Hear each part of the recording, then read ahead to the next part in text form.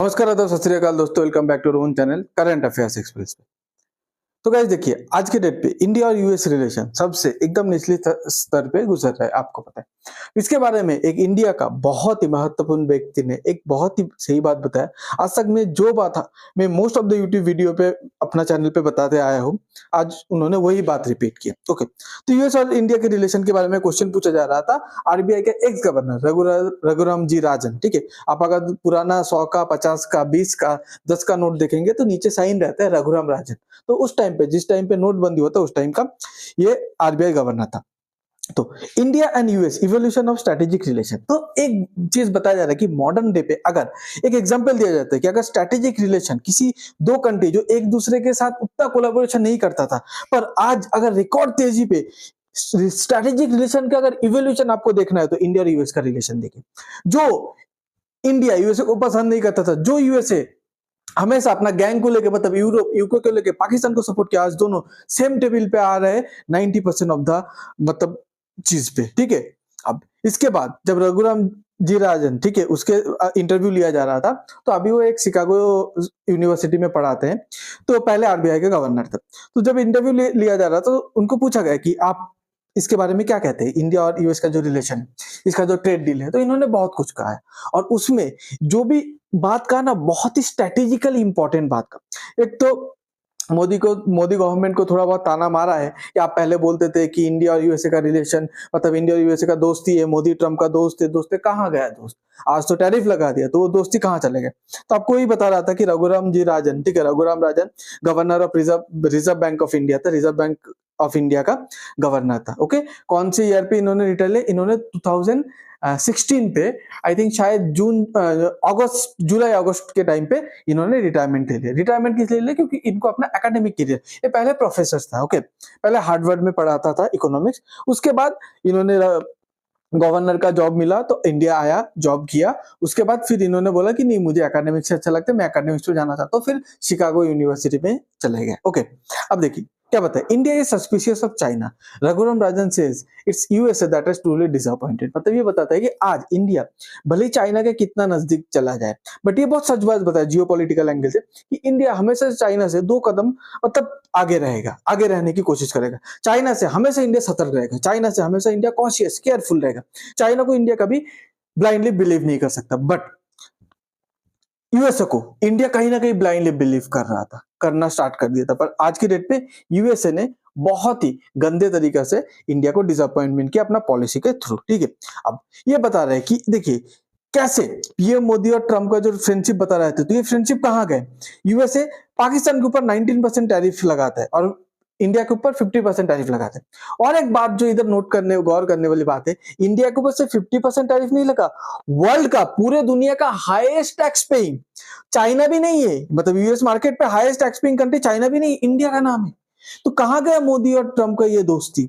कहां गया? क्यों मोदी गवर्नमेंट इसको सॉल्व नहीं कर पाया? तो इसके बारे में इन्होंने बताया। ठीक है, अब देखिए इनका ये पूरा वीडियो देखिए, पहले ये क्या बताते हैं। I think India was getting closer to the United States over the last 20 years, and it's very disappointing. I'm not talking about leadership. I'm talking about people who get hit with this. I mean, to rub salt in the wound. At the same time, Pakistan has a tariff rate of 19%. India has 50. Where is the friendship between Modi and Trump that was extolled? And that it's a slap in the face for Modi, because the Indian opposition is asking him, "Where's your friendship? What were you talking about? Was it all?" I think it's one of those things where I think they'll figure out an agreement. It can't be that you're the most tariff country in the world, more than China, and you talk about military friendship and alignments and joint maneuvers and so on. देखिए, पाकिस्तान की बात हम लोग एक बार side में भी रखते हैं। एक चीज तो सही कहा है कि अगर किसी को भी आप पूछेंगे कि अमेरिका सबसे ज्यादा टैरिफ किसके ऊपर लगा है, सब बोलेगा चाइना, उसके बाद बोलेगा रशिया, क्योंकि अमेरिका अपने दुश्मन कंट्री को ज्यादा टारगेट करते हैं। पर आज के डेट पे आप चाइना से अगर ज्यादा आप टैरिफ या टैक्स पे करो यूएसए में, तो कहीं ना कहीं तो फेलियर हो रही है, कहीं ना कहीं तो कुछ गड़बड़ हो रहा है। ठीक है, तो इन्होंने यही बात बोलने की कोशिश किया। ओके, तो उसके बाद इन्होंने जो और एक बात आपको पता है कि इंडिया और चाइना के बीच, देखिए आज के डेट पे इंडिया के पास, ठीक है, यूएसए का ऑप्शन तो चलेगा, अब इंडिया सोच रहा है कि हम लोग चाइना के साथ ट्रेड डील करेंगे, ठीक है। पर चाइना के साथ ट्रेड डील पे सबसे बड़ा प्रॉब्लम क्या आएगा, इस पता है, चाइना के साथ ट्रेड डील पे सबसे बड़ा प्रॉब्लम है कि चाइना आपको मतलब सामने से दिखाता कुछ है पर अंदर से कुछ और करके चले जाते हैं। तो चाइना को विश्वास करना बहुत गलत है। वो बोलता है ना कि मतलब दुनिया पे किसी को भी विश्वास कर लो आंख बंद करके, पर चाइना को खुले आंखों से कभी विश्वास मत करो। तो ये बात है। बट एक चीज इंडिया जिधर सही करे, देखिए जो गलत है तो गलत बोला, जिधर फेलियर है उधर फेलियर बताया, बट इंडिया एक चीज जो सही करे, जिधर सही है उधर तारीफ भी करना चाहिए, अप्रिशिएट भी करना चाहिए। इंडिया आज के डेट पे यूके के साथ अपना डील साइन किया, मतलब अमेरिका नहीं है तो ठीक है, चाइना के साथ हम लोग कर रहे हैं कॉशियस है, पर अमेरिका के साथ जो किया इंडिया का वो फेलियर आप बोल सकते हैं, ठीक है। बट एक चीज पे आप लोग इंडिया को शाबाशी देना पड़ेगा, यूके के साथ फ्री ट्रेड एग्रीमेंट कर लिया, एफटीए कर लिया। उसके बाद आज के डेट पे इंडिया जापान के साथ कॉन्स्टेंटली, देखिए जापान कितना भी बोले सब बूढ़ा पॉपुलेशन हो गया, जापान पहले जैसा नहीं रहा, ठीक है, पहले जैसा नहीं रहा, बट आज के डेट पे भी जापान फोर्थ लार्जेस्ट इकोनॉमी है, ठीक है। तो उसके हिसाब से मैं आपको बता रहा हूं कि जापान के साथ भी हम लोग एंगेजमेंट चालू कर दिया। जापान कुछ दिन पहले थर्ड लार्जेस्ट इकोनॉमी था, ठीक है। जापान एक टाइम पे ऐसा कंडीशन पे, और जापान का टेक्नोलॉजी आज के डेट पे भी नेक्स्ट लेवल है, ठीक है। ऐसा दिन दूर नहीं कि जापान फिर से थर्ड सेकंड पे आ सकते हैं, अगर जापान कुछ पॉलिसी में चेंज ला सकते हैं तो जापान के अंदर वो बेस अभी भी मौजूद है, तो उसके साथ हम लोग डील कर रहे हैं। अब इंडिया और एक चीज जो मास्टर स्ट्रोक, मतलब ये मैं मानता हूं, रघुराम जी राजन ने भी नहीं बताया पर इंडिया कर रहा है, जो मैं ऑब्जर्व कर रहा हूं, इंडिया ब्रिक्स का बाकी मेंबर्स भी है, उन लोग भी अच्छा खासा ट्रेड करते हैं। देखिए ब्रिक्स पे अभी अभी नया मेंबर भी ज्वाइन हुआ है, कौन, यूएई ज्वाइन हुआ है, तो उसके साथ ट्रेड कीजिए। अर्जेंटीना ज्वाइन होना चाहते हैं, उसके साथ कीजिए। सऊदी अरेबिया लाइन पे लगे, उसके साथ कीजिए। ब्राजील के साथ कीजिए, रशिया के साथ कीजिए, साउथ अफ्रीका के साथ कीजिए। तो ब्रिक्स आप अपने घर पे, अपना जो ग्रुप है ब्रिक्स, उस पे ही आप लोग मतलब इंडिया चाहे तो एक्सपेंड कर सकते हैं, ठीक है। उसके बाद और एक बात, इंडिया ऑलरेडी, ठीक है, यूरोप का मेजर 3 कंट्रीज, ठीक है, एक है स्विट्जरलैंड, एक है नीदरलैंड, और एक कोई तो एक कंट्री है, सॉरी मेरा नाम याद नहीं आ रहा, ये 3 कंट्री के साथ ऑलरेडी 1 अक्टूबर से फ्री ट्रेड एग्रीमेंट चालू हो गया, ठीक है।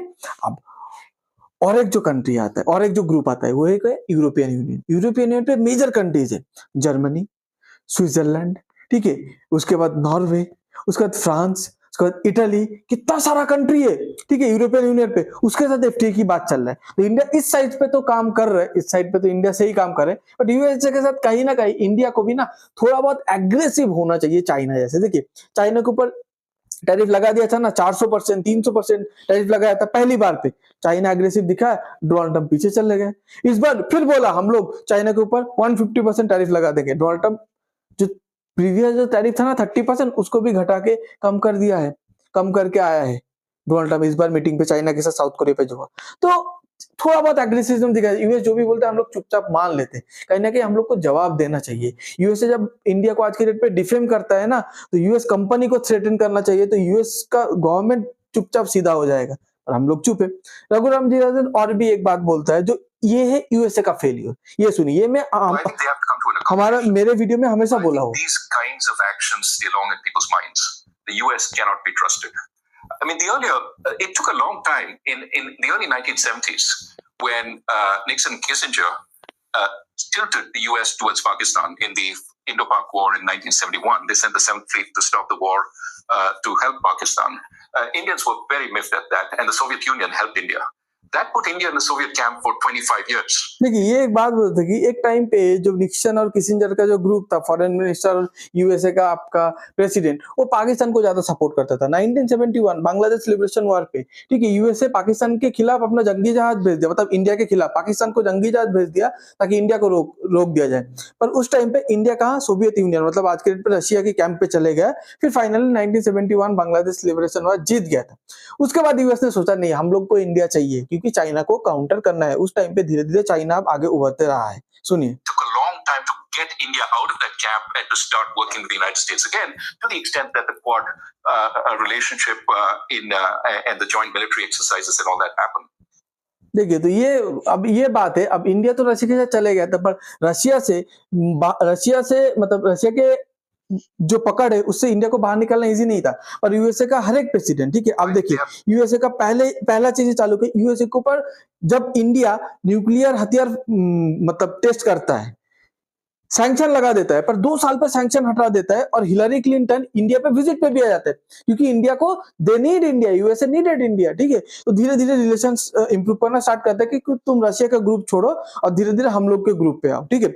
उसके बाद जॉर्ज डब्ल्यू बुश भी इंडिया विजिट करते हैं, इंडिया का कल्चर के साथ खुद को एकदम एकदम मिक्स कर देता है, मिला लेता है, ठीक है, ताकि इंडिया यूएस को धीरे धीरे ट्रस्ट करने लगे। और जो हो भी रहा था, हम लोग धीरे धीरे रशिया के ऊपर, हम लोग का जो मेजर वीक पॉइंट था, डिपेंडेंसी था, कि हम लोग ज्यादातर रशियन वेपन यूज करते हैं, रशिया के अगेंस्ट पे जाएंगे। अगर वो वेपन का स्पेयर पार्ट सप्लाई करना बंद कर दिया तो हम लोग का पूरा 80% मतलब पूरा वेपन 24 घंटे में बैठ जाएगा।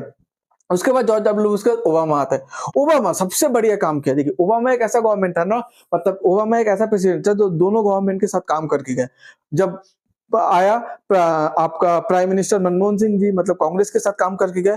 उसके बाद ओबामा जाते टाइम बीजेपी के साथ, मतलब नरेंद्र मोदी जी के साथ काम करके गए। ओबामा ने भी, सॉरी गाइस फंबल हो गया थोड़ा, तो बहुत अच्छा काम किया, ठीक है। मतलब ये दोनों रिलेशन को इंप्रूव करने के लिए फिर इंडिया धीरे धीरे अमेरिका को ट्रस्ट करने लगा था। फिर डोनाल्ड ट्रंप आया 2016 पे। डोनाल्ड ट्रंप तो रिमार्केबल काम किया, क्वाड को जिंदा किया। मतलब तब से आप बोल सकते हैं कि यूएसए के ऊपर जो इंडिया का ट्रस्ट है वो धीरे धीरे मेजर रैपिडली बहुत ही तेजी से शिफ्ट हुआ। बट आज के डेट पे, अब उसके बाद जो बाइडेन का टाइम है, जो बाइडेन का टाइम कोविड से लेकर 2024 तक जो बाइडेन का टाइम था, उस टाइम पे फ्लैट था, ना कुछ ज्यादा इंप्रूवमेंट हुआ, ना मतलब कुछ खराब भी हुआ। पर आज के डेट पे डोनाल्ड ट्रंप का पॉलिसी ऐसा कर दिया कि इंडिया के लिए सही में, मैं हमेशा बोलता हूँ, ये जो पूरा रिलेशन का डेवलपमेंट था ना, ये 20-30 साल पीछे चले गए।